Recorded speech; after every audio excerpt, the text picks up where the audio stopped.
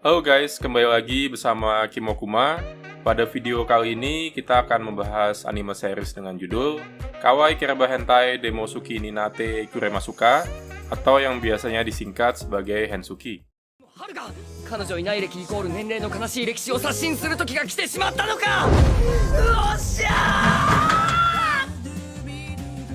あ、でも誰がなんだこれ。パンツ。 Mengusung genre komedi harem dan school, anime ini diputar pertama kali pada tahun 2019 dengan jumlah episode 12 dan durasi sekitar 23 menit per episodenya. Sebelum kita melanjutkan videonya, Kimokuma wajib menginfokan kalau video ini mengandung banyak spoiler, terutama untuk kalian yang belum menonton seri yang satu ini. Karena di video ini, Kimokuma akan menceritakan per chapter jalan cerita yang ada. Jadi buat kalian yang belum nonton, tonton dulu deh animenya. Meskipun cerita yang ada tergolong biasa, tapi komedinya cukup menggelitik kok. Cocok buat kalian yang menyukai genre komedi harem.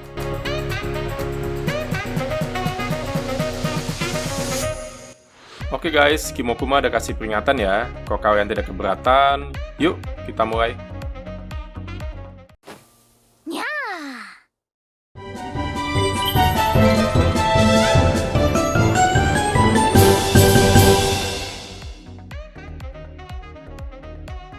Hensuki adalah sebuah anime yang merupakan parodi dari cerita Cinderella, di mana apabila di cerita Cinderella sang pangeran ditinggalkan sebuah sepatu kaca, kalau di anime ini sang pangeran ditinggalkan sebuah celana dalam.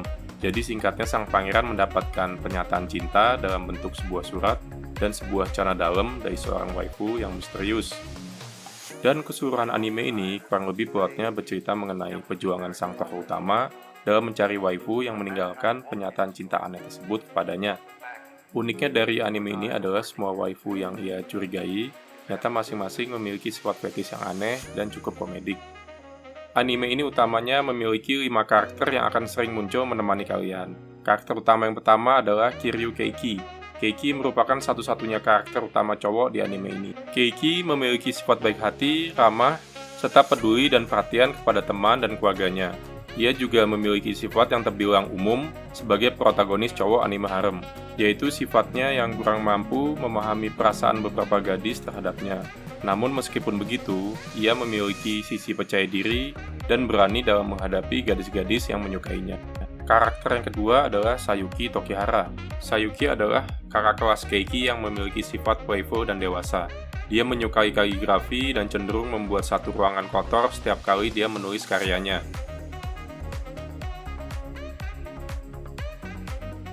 Karakter yang ketiga adalah Yuika Koga. Karakter yang satu ini merupakan adik kelas Keiki yang memiliki sifat cute dan menyenangkan. Meskipun begitu, terkadang ia bisa juga memiliki sifat kekanakan dan cemburu terhadap Keiki.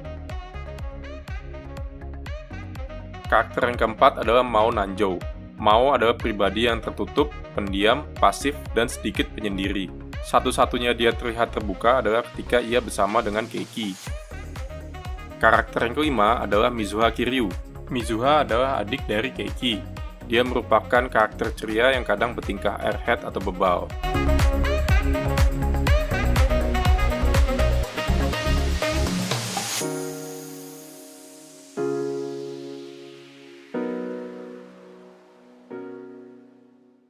Chapter 1 utamanya bercerita mengenai bagaimana awalnya sang Cinderella misterius meninggalkan surat cinta dan celana dalamnya. Chapter ini diawali dengan sang protagonis Keiki yang terkejut dan terbangun dari tidurnya. Meski ia mimpi yang bagus-bagus, tapi image adiknya di mimpi tersebut membuyarkan segalanya. Saat itu, ternyata adiknya Mizuha memang dari semalam tidur di kasur bersamanya. Sang adik ini sepertinya memang pada setiap malam tidur di kamar kakaknya, meskipun sudah dilarang.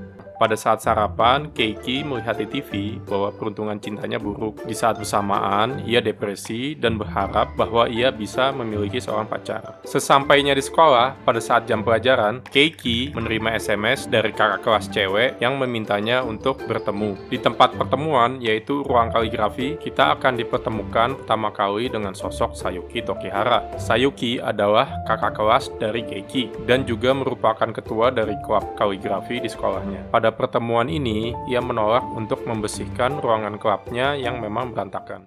ねえケイキ君、はい。私たちが今何気なく過ごしている高校時代って人生において二度と取り戻すことのできない大切な時期だと思うの。はい。その貴重な青春時代にどうして部室の掃除なんてしてるのかしら。先輩が散らかしたからですよ。 Di sini kita diperlihatkan untuk pertama kalinya waifu-waifu utama lainnya dari anime ini, yaitu Yuika Koga, sang adik kelas, dan Mao Nanjo, sang teman sekelas. Mereka bersama Mizuha dan Sayuki ikut membantu membersihkan ruangan klub. Pada saat scene ini, kita juga diperlihatkan bahwa Sayuki dan Yuika adalah dua sosok yang sering bertengkar, seperti layaknya anjing dan kucing. 魔女先輩のせいでお掃除が大変です。あら、部外者の古賀さんには関係ないことよ。さゆき先輩。いいえ、ケーキ先輩が悪い魔女の圧政に苦しんでいるのは見過ごせません。 Ketika kegiatan membersihkan ruangan sudah selesai, para waifu tersebut pulang dan meninggalkan Keiki sendirian di ruangan klub. Keiki yang bertugas merapikan semua alat kebersihan, meninggalkan ruangan klub sebentar untuk membuang air yang digunakan. Ketika ia kembali, ia menemukan sebuah surat yang ditinggalkan di sebuah meja. Surat itu ditinggalkan bersama dengan sebuah celana dalam dari seorang gadis. Isi dari surat itu ternyata adalah pernyataan cinta kepada Keiki. Namun sayangnya, surat itu tidak memiliki nama pengirim. Keiki yang penasaran berhasrat untuk bisa menemukan sang pengirim. Keesokan harinya, Keiki mencoba berdiskusi dengan temannya yang bernama Soma. Soma mengibaratkan situasi Keiki layaknya dongeng Cinderella, di mana sepatu kaca yang ditinggalkan berganti menjadi sebuah celana dalam. ずいぶんうっかり屋さんのシンデレラだね。シンデレラ？名前がないと不便だし、靴じゃなくパンツを落としたシンデレラってことで嫌すぎるネーミング。頑張ってシンデレラを探さないとね、王子様。一言だと思って。 Soma juga membantu Keiki mengkerucutkan pelaku yang mungkin melakukannya. Yang tak lain adalah keempat waifu yang membantu dia membersihkan ruangan klub pada hari itu. 先輩、時原さゆき。素直で可愛い後輩、古賀結花。距離の近い同級生、南條真央。気配り屋さんの妹、桐生瑞葉。 はないとして。シンデレラは3人のうちの誰かだ。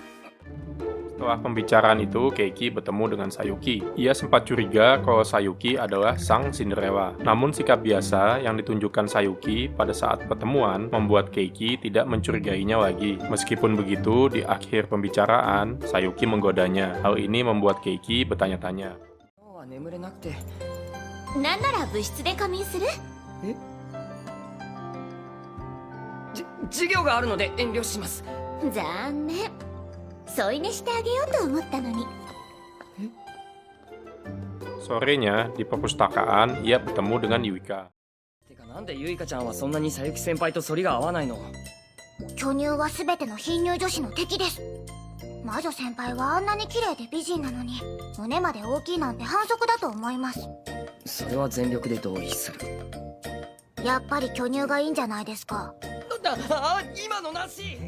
Ia tidak mencurigai Yuika karena dari awal waifu ini terlihat sangat santai ketika bertemu dengannya. Namun di saat yang sama, terlihat sekali bahwa Yuika memberikan sinyal bahwa ia menyukai Keiki. Keesokan harinya, ketika Keiki sedang bermain basket, bola secara tidak sengaja terlempar ke wajahnya dan membuat dia pingsan. Ketika ia terbangun di UKS, ia ditemani oleh Mao Nanjo, sang teman sekelasnya. Mao menanyakan apakah Keiki menyukai seseorang. Sebuah pertanyaan yang membuat Keiki curiga. Keiki menjawabnya dengan bertanya apakah Mao akan mendukungnya. Kalau jawabannya adalah iya, Mao tampak keberatan dengan jawaban yang diberikan oleh Keiki, dan ia pun pergi meninggalkan ruangan UKS. Hal ini membuat Keiki mencurigai Mao adalah sang Cinderella. Pada sore harinya, ia bertemu kembali dengan Sayuki di taman. Sayuki terlihat bersama dengan seekor anjing yang sedang menunggu pemiliknya. ベジタリアンと名付けてみたわ。見るからに肉食系ですけど。ねえベジタリアン、あなたの飼い主はどこかしら？困ったわケーキくん、この子日本語話せないみたい。犬が日本語を話し始めたら事件ですよ。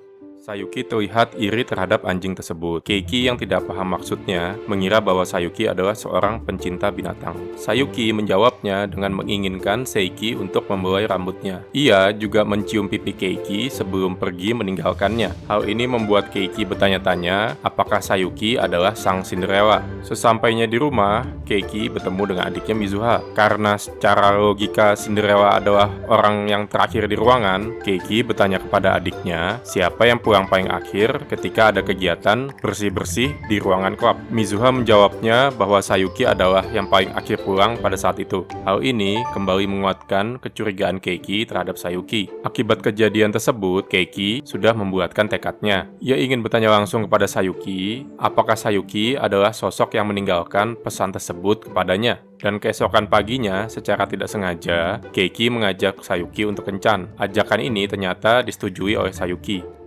Sepulang sekolah, pada saat kencan mereka, Sayuki mengingat masa lalu di mana Keiki membantunya menyelamatkan klub kaligrafi. Meski Keiki sama sekali tidak tertarik pada kegiatan klub tersebut. Karena hal itu, Sayuki merasa senang dan sangat berterima kasih kepada Keiki.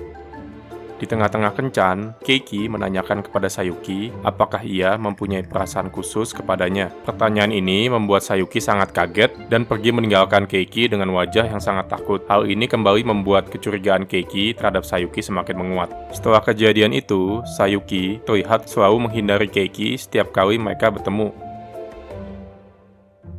Terlihat sangat depresi oleh kejadian tersebut, temannya Mao mencoba membantu Keiki. Ia menyarankan Keiki lebih agresif dan menggunakan teknik kabedon untuk berbicara dengan Sayuki, yaitu teknik memojokkan wanita dengan tangan untuk mencegahnya kabur.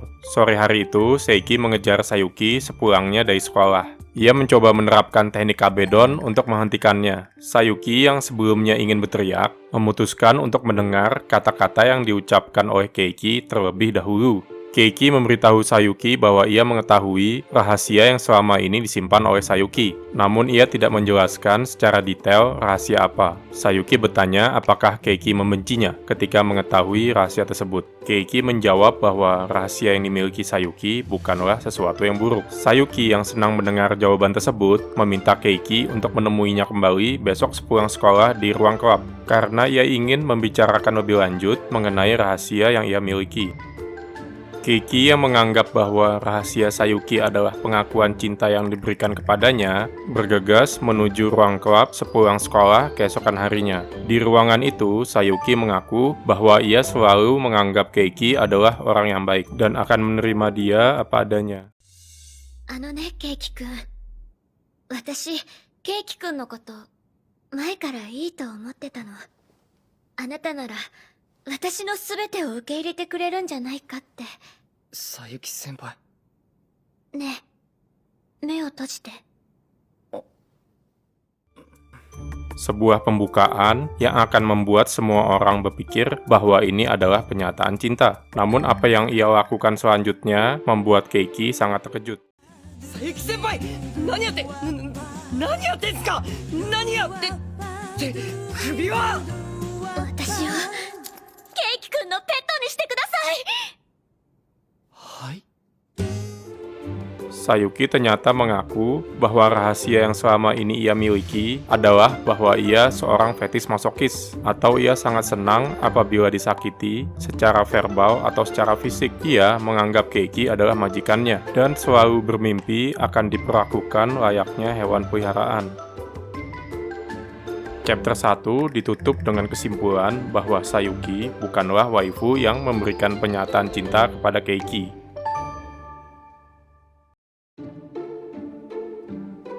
Chapter 2 utamanya bercerita mengenai kencan sang MC, Keiki, dengan Yuika Koga. Chapter 2 dimulai dengan lanjutan pengakuan Sayuki mengenai fetis masokisnya. Keiki, yang sebelumnya salah sangka dan mengira rahasia Sayuki adalah surat cinta untuknya, kaget bukan kepawang. Ia juga jadi menyadari kata iri yang diucapkan Sayuki ketika melihat anjing di taman itu artinya apa. Siang harinya, ia bertemu dengan seorang guru yang menginfokan bahwa ruangan kaligrafi tidak terkunci setelah dibersihkan sebelumnya. Informasi ini artinya ada seseorang dari dalam ruangan yang membuka pintunya setelah Keiki menguncinya dari luar. Hal ini berarti sang Cinderella bersembunyi di dalam ruangan ketika Keiki menemukan surat cinta tersebut. Dan juga Sayuki yang merupakan orang yang pulang paling akhir bisa jadi bukan sang Cinderella. Kini Cinderella bisa siapa saja di antara keempat waifu yang ada, dan oleh karenanya penyelidikan Keiki kembali lagi ke titik nol. Pada sore harinya, Keiki menghabiskan waktunya di perpustakaan bersama Yuika. Tampaknya mereka berdua memang merupakan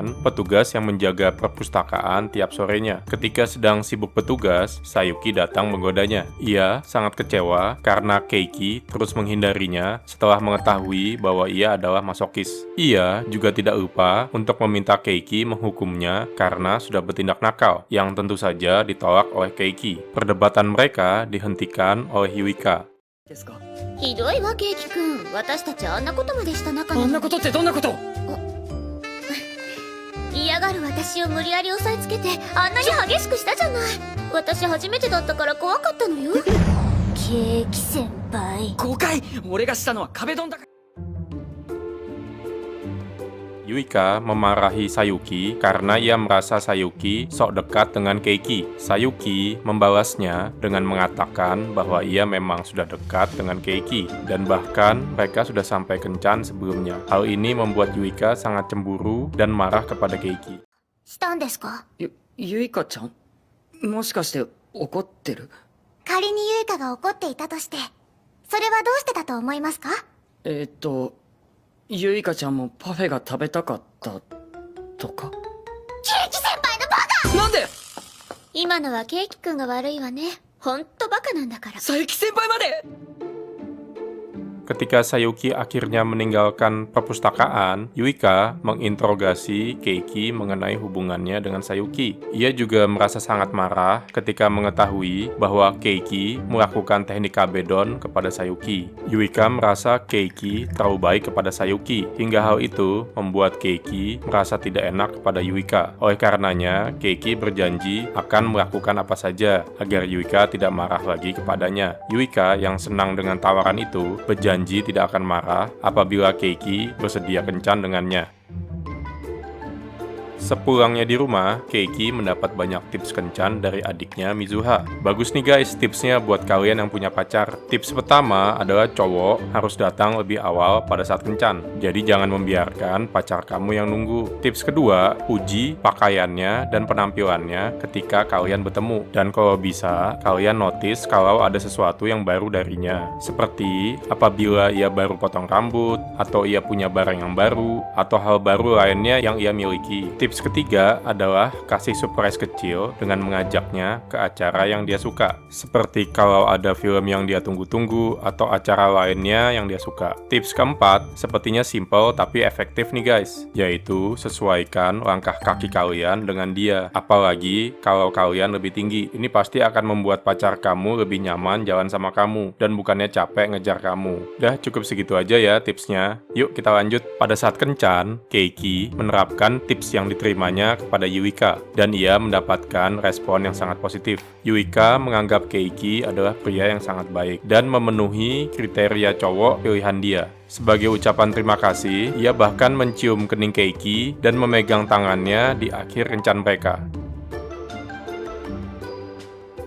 Di kereta, dalam perjalanan pulang, Keiki sempat berpikir apakah mungkin Yuika adalah Cinderella yang ia cari. Ia juga flashback mengingat pertama kali ia bertemu dengan Yuika. Yuika Koga ternyata dulunya adalah sosok yang pendiam dan penyendiri. Hal itu terjadi karena ia merasa berbeda dengan teman-temannya yang lain. Khususnya karena warna rambut dan warna matanya yang tergolong tak biasa. Keiki adalah orang pertama yang mencoba mendekatinya. Ia selalu berusaha menciptakan percakapan agar mereka bisa lebih akrab. Meskipun pada awalnya selalu ditolak oleh Yuika, namun pada akhirnya mereka menjadi teman dekat. Hal itu menyebabkan Yuika yang awalnya penyendiri dan dingin, kini tampak lebih ceria dan bersahabat. Keesokan harinya, di sekolah, ketika jam makan siang, Yuika meminta Keiki untuk bertemu di gudang perpustakaan setelah selesai sekolah. Keiki yang sedang bersama Soma pada saat itu menganggap ini adalah undangan di mana Yuika akan menyatakan cintanya kepada Keiki. Soma juga berkesimpulan bahwa Yuika lah Cinderella yang Keiki cari.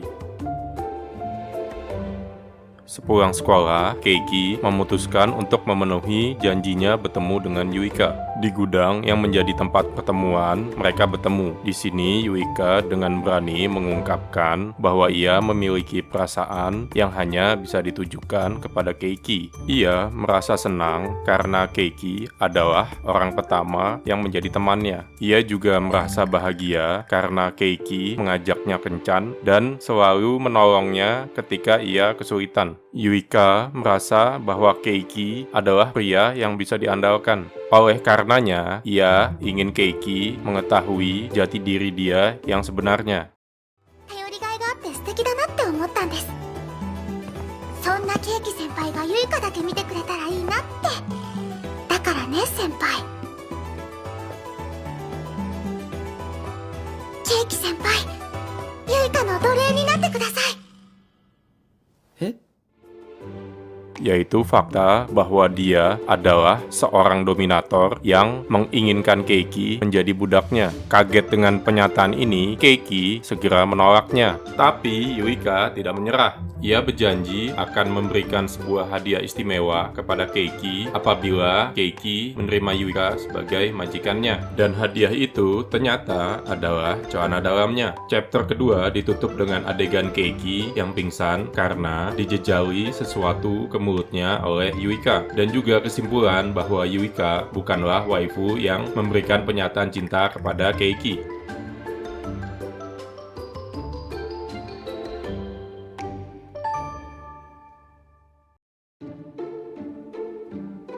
Chapter 3 utamanya bercerita mengenai Keiki yang mulai curiga kepada Mao Nanjo sebagai Cinderella. Chapter 3 dimulai dengan Keiki yang terbangun di rumah karena mimpi buruknya. Ia teringat kembali bahwa ia salah mengartikan bahwa Yuika yang ia anggap akan mengaku bahwa ia adalah sang pemberi surat nyata mengaku hal lainnya yang mengejutkan. Kejadian yang ia alami membuat Keiki agak enggan untuk pergi ke sekolah. Namun adiknya, Mizuha, menyemangatinya sehingga ia terpaksa pergi. Kejadian mengejutkan dari Sayuki yang masokis dan Yuika yang dominator membuat Keiki mencoret mereka berdua sebagai list kandidat Cinderella. Dan itu juga berarti kandidat yang paling memungkinkan adalah waifu ketiga, yaitu Mao Nanjo, karena waifu keempat adalah Mizuha, merupakan adiknya sendiri.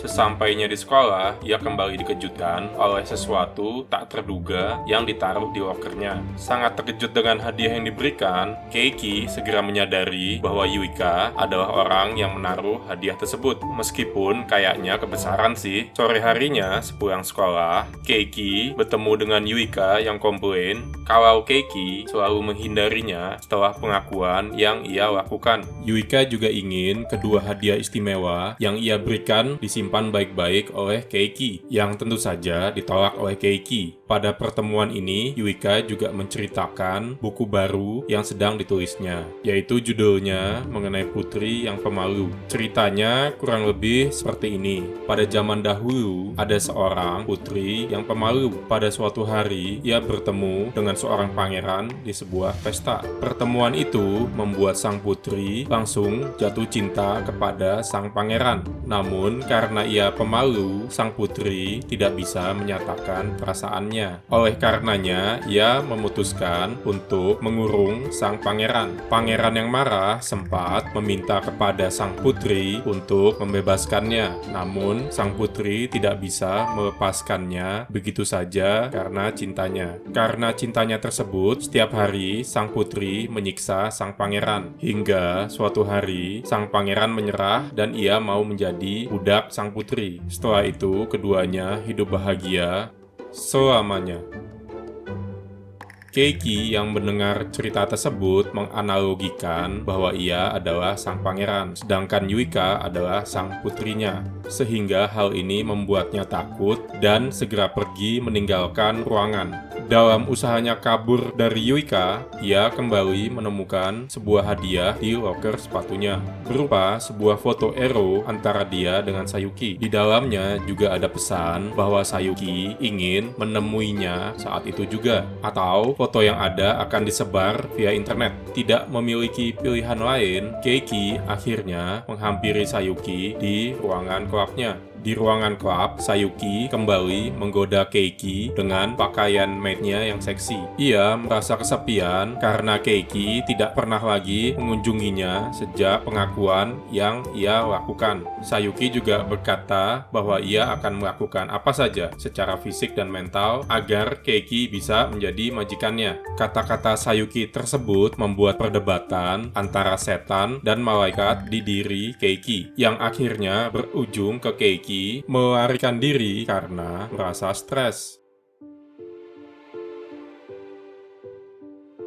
Keesokan harinya di kelas, Soma dan Keiki kembali membahas soal Cinderella. Soma kembali menguatkan kecurigaan Keiki sebelumnya bahwa temannya Mao Nanjou adalah sang Cinderella. Ini juga diperkuat oleh fakta kalau Mao sering melihat Keiki ketika di dalam kelas, dan Soma beberapa kali melihat hal tersebut. Pada saat istirahat kelas, Sayuki kembali memintanya datang untuk bertemu. Takut Sayuki akan kembali melakukan sesuatu yang aneh, Keiki menyetujuinya. Namun, di perjalanan ia dikejutkan oleh Yuika yang berbohong dan memaksanya untuk masuk ke dalam sebuah ruangan kosong. Di dalam ruangan tersebut, Keiki diikat ke sebuah bangku tanpa ia menyadarinya. Dalam keadaan terikat, Yuika kembali menginterogasi Keiki mengenai hubungannya dengan Sayuki. Merasa marah karena tindakan Keiki, Yuika memutuskan untuk menghukumnya sebagai seorang master. Dalam proses hukuman tersebut, Sayuki masuk ke dalam ruangan. 油断も隙もないわね、古賀さんは。まさに泥棒猫だわ。そちらこそ犬みたいな嗅覚ですね。どうしてここが分かったんです？私、ケイキ君のストーキングが趣味だか ちょ ら っ。と佐伯先輩 Ia yang setiap hari memang mempunyai hobi menguntit Keiki sudah memantau kejadian tersebut dari awal. Keiki pun diperebutkan kedua waifu ini. Masing-masing dari mereka menolak memberikan Keiki karena fantasinya masing-masing. 勝手に触らないでください。ケーキ先輩はユイカのものなんですから。いつからあなたの所有物になったのかしら。むしろ私がケイキ君の所有物よ。佐伯先輩収集がつかなくなるんでちょっと黙って。ひどいわ、ケイキ君。助けに来たのに邪魔者をあしらうようなその扱い。ああ、でもこれはこれで気持ちいいから問題ないわね。ダメだこの人。早くなんとかしないと。 Di sini pun Keiki menyadari alasan kenapa mereka berdua tidak bisa akrab. Pertengkaran mereka akhirnya dihentikan oleh kedatangan Mao. ケイキ君は私のご主人様よ。あなたには渡さないわ。ダメです。ケーキ先輩はユイカのものなんですから。何よ、泥棒猫。いやー、泥棒犬の魔女先輩には言われたくないです。なんですって。なんだこの状況。ユイカのものです。何してんのあんたたち。ご主人様なんだから。なんじゃ Mao yang melihat Keiki dalam kesulitan bergegas menyelamatkannya dan melepas ikatan yang membelenggunya. Keiki yang merasa diselamatkan sangat berterima kasih kepada Mao. Namun, Mao dengan marah membalasnya bahwa ia seharusnya tidak boleh terlalu baik kepada gadis lain. Mao komplain bahwa meskipun Sayuki menyulitkan, tapi Keiki selalu baik kepadanya. Begitu juga kepada Yuika. Keiki terlihat memanjakannya. Kemarahan Mao membuat Keiki bingung, sehingga ia menanyakan kenapa Mao begitu memperdulikan hal tersebut. けどなんでそれで南條が怒るんだよ。それはだからとにかくダメなものはダメなんだってば。だからどうして。このバカ、桐生が他の子と一緒にいると私が嫌なの。南條 Mao yang awalnya tidak mau mengatakannya, namun karena Keiki terus mendesaknya, akhirnya Mao mengatakan bahwa ia sebenarnya tidak mau Keiki bersama gadis lain, karena ia tidak menyukai hal tersebut. Hal ini membuat kecurigaan Keiki bahwa Mao adalah sang Cinderella menguat. Apakah Mao adalah sang Cinderella? Adegan tersebut menandakan akhir dari chapter 3.